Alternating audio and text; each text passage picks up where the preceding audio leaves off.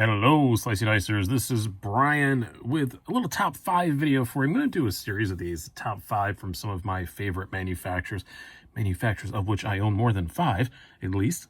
So, yeah, I'm going to admit I'm kind of inspired by this. Stasa23 has been doing this. Love his channel. He criminally undersubscribed. I'm going to link to him down below. Go check him out. He's been doing this with some brands, and thought I would do a few as well. I'm going to start out with cold steel because I think it's kind of on topic right now, because cold steel, as well, a lot of us know, if you're a cold steel fan or if you pay attention to knife news, late last year they were bought out by a company called GSM Outdoors, which is kind of a big conglomerate. It appears that Len Thompson and Andrew Demko and a lot of those people aren't really involved anymore, so at least not on a day-to-day basis, so we don't really know what's going to happen. I will say their 2021 catalog looks awesome, but that is all stuff that was definitely put in the works when Lynn and Andrew and all those guys are still around. So still wait a year before we judge what's going to happen with this new takeover. But it got me thinking a lot about cold steels, got me carrying some of my cold steels more often. And here we go. I'm going to do these in order. I don't normally do the top 5, top 10 list in order, but I think for these, it's appropriate to do them in order. So these are my favorites, not necessarily the all-time most significant cold steels or anything like that, but the ones that are my personal favorites. So we're going to start out at number 5 would be the Recon 1. In particular, for me, the Tanto. Cold Steel makes good Tanto. They really, really do. If you're into Tantos, they do a really awesome job. And this is probably one of my absolute favorites.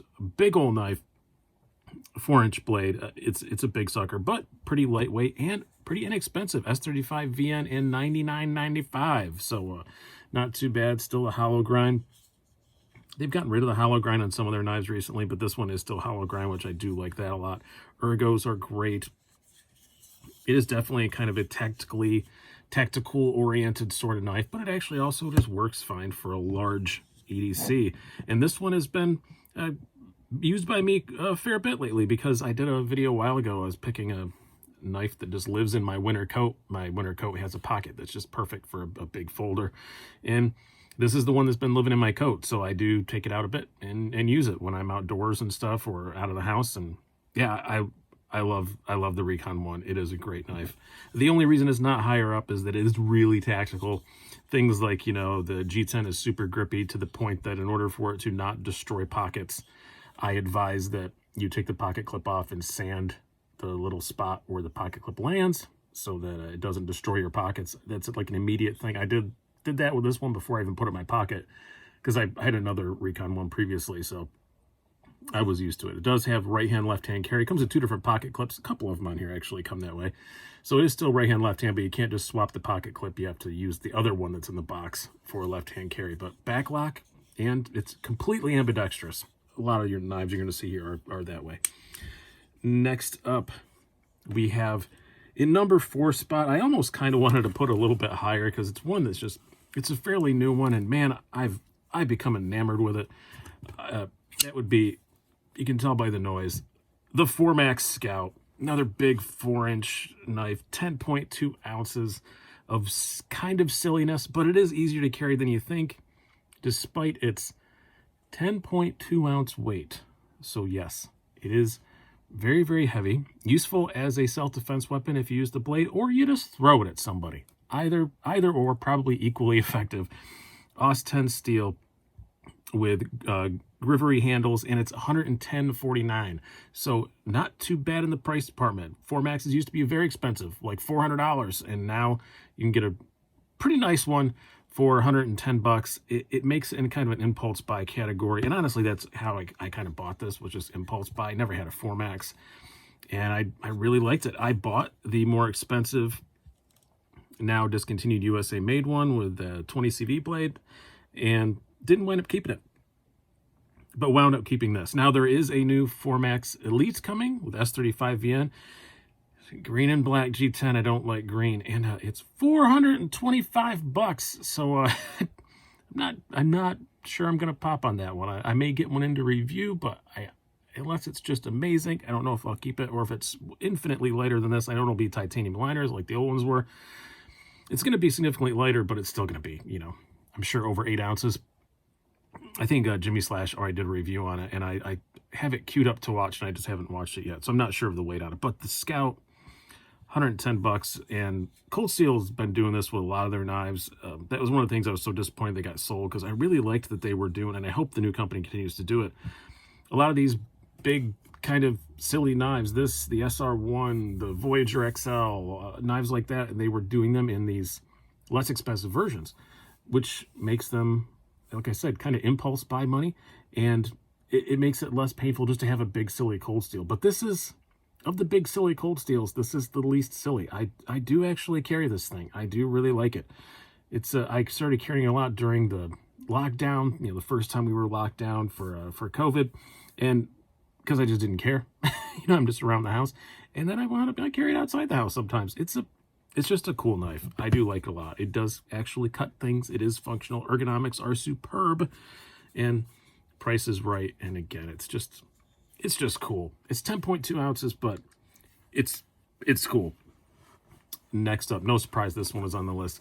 This hasn't been on the channel as much as it used to be, but this became kind of a mascot for the channel. I'm gonna get the knife out, and then we're gonna talk about it at length, why that was, and why this is the Cold Steel that got me into Cold Steels. We have the American Lawman. It has its own song and everything. If you search Slicey Dicey American Lawman song, you'll find it. The Baz on Blades wrote a song for it, because I joked the first time I reviewed it. The logo looked like the logo of a 1980s TV show, potentially starring Chuck Norris, and I said American Lawman, and then he wrote an entire song based on that, and it's not half bad. I do have to say, it does stick in your head though, so beware of that before you go watch it. But nice and thin, nice and light. This was my first Cold Steel. Reason being that, like, I started reviewing knives, and just nothing with Cold Steel really appealed to me.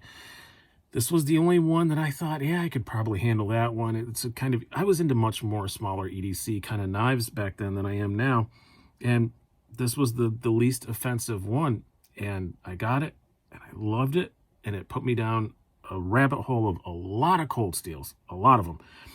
Ergonomics on this are just perfect. This is an older XHP steel one. Cold Steel doesn't use XHP anymore. They basically they couldn't get it, so they switched to S35VN. So this is hollow grind. I do believe, someone correct me in the comments, I'm pretty sure the new ones are flat grind with the S35. They're not hollow ground.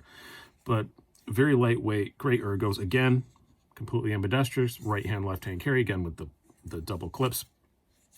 But just a great EDC knife, super slicey, even with the flat grind. If you can find one of these older XHP ones, they're probably a little bit slicier because they're hollow ground, but it's still, the coating has held up really well. I admit I have not used it as much lately. I used it a lot the first 3, 4, 5 months I had it, and then channel took off and I had a whole bunch of other stuff, so I haven't used it as much as I should, or as I would like to. But so it's the XHP one. I don't know, but pretty snappy action when you do it right under a camera. Triad, all these are Triad lock you've seen so far. I think everyone on here is the Triad lock, honestly. The toughest lock out there for a folding knife. It can hold a ton of weight. You're not going to break it. As I always say about the Triad lock, if you've broken that Triad lock, that is probably the least of your concerns, because something horrible has occurred.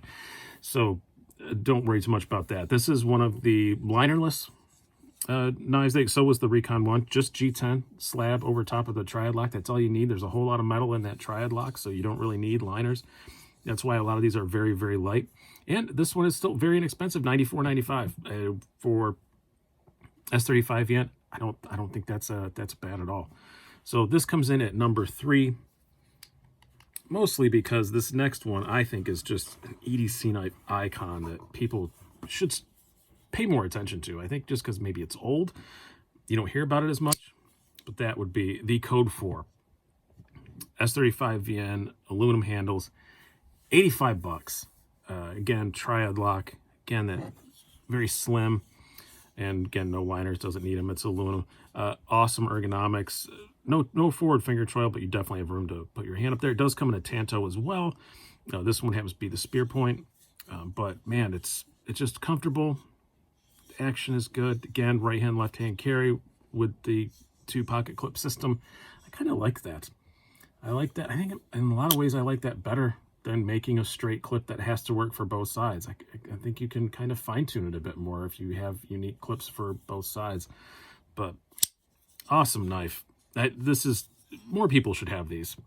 Definitely. I recommend these a lot to people when they say, hey, I want to spend under $100 on a good knife. Yeah, code 4. They're fantastic. I don't know anybody who's ever really been disappointed by one. So this is my number 2, which only leaves us to the number 1, and that would be the 8010. This is Andrew Namco design. It is, all these were actually, you saw, were Andrew Namco designs. This one is based off of one of his customs.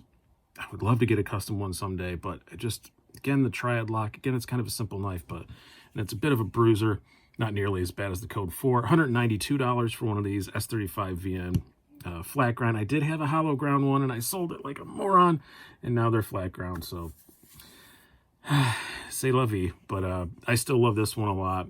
The ergos are just great. You can choke up on it, at least with my fingers you can. It's just an awesome, big, heavy-duty knife. Very, very, very, very cold steel. It's just, I love the 8010. Obviously, I put it at number 1. I think it's extremely cold steel. It's definitely an epitome of what they do. In my first review, I called it a gentle bruiser, which I think I still stand by that. The ergonomics are surprisingly good. It carries surprisingly well for how large it is. But it's still just a big, heavy-duty, hard-use folder. And love, love, love the 8010. Highly recommend it if you're looking for a big, heavy-duty bruiser. So I hope you guys have enjoyed this. I'll have more coming up. I'll probably have probably gonna do Spyderco one next. I'm down to 7. I'm having a really hard time limiting it to 5, but I don't want to go to 10, so I'm trying to figure that one out. And then I'm gonna do a Benchmade one as well, at least. And I don't know if I'll do any of them. It depends on if I have enough of them, or if it's just I can do top 10 Chris Reeve knives. It would just be all of them because they don't make many more than that, stuff like that. So we'll figure it out. But I hope you guys have enjoyed this. I've been Brian. Have a good one.